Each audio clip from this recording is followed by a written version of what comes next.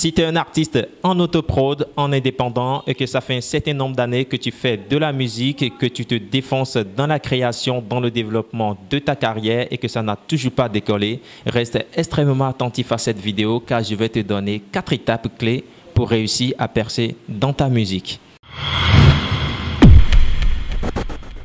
La première étape, c'est de réaliser, d'accepter qu'autour de toi, il y a des suspects.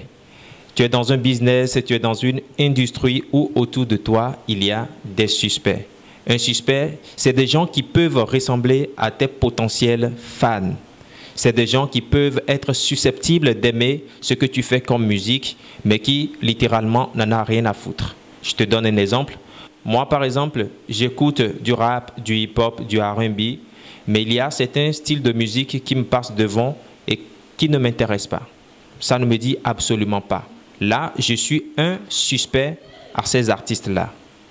Donc, pour la première étape, il faut réaliser et accepter qu'autour de toi, il y a des suspects. La deuxième étape, c'est de tout mettre en œuvre pour transformer un maximum de suspects en prospects.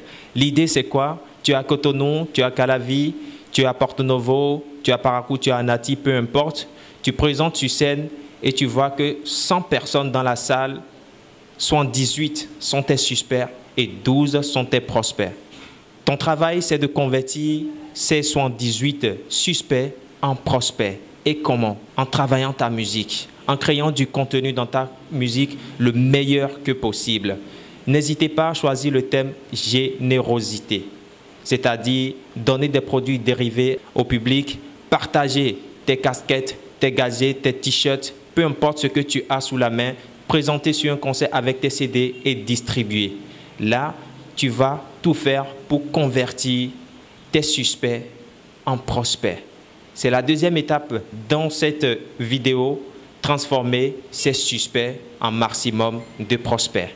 Une fois c'est fait, tu vas rentrer dans la troisième étape. La troisième étape consiste à formuler une offre irrésistible à tes prospects pour les convertir en acheteurs.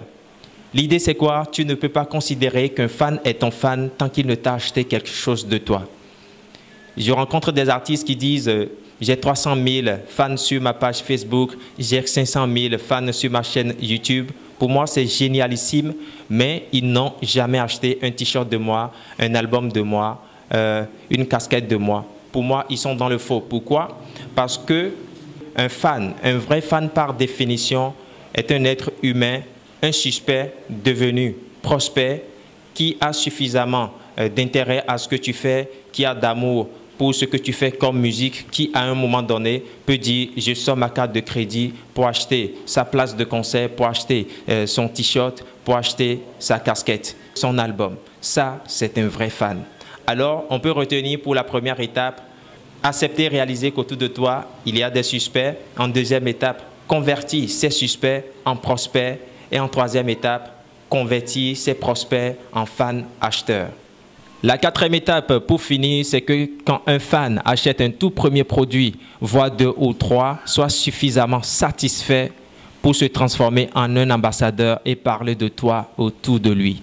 L'idée, c'est que quoi? Quand tu vends ta musique, ta place de concert, peu importe tes produits dérivés à un fan, soit tu lui vends de la merde, et il ne reviendra plus parler de toi, soit tu lui fais vivre une expérience et dès qu'il sort de cette expérience, le premier truc à faire, c'est de parler de toi autour de lui. Cette vidéo vous a plu, faites-le savoir en commentaire et n'oubliez pas de vous abonner à la chaîne pour avoir d'autres vidéos. Portez-vous bien.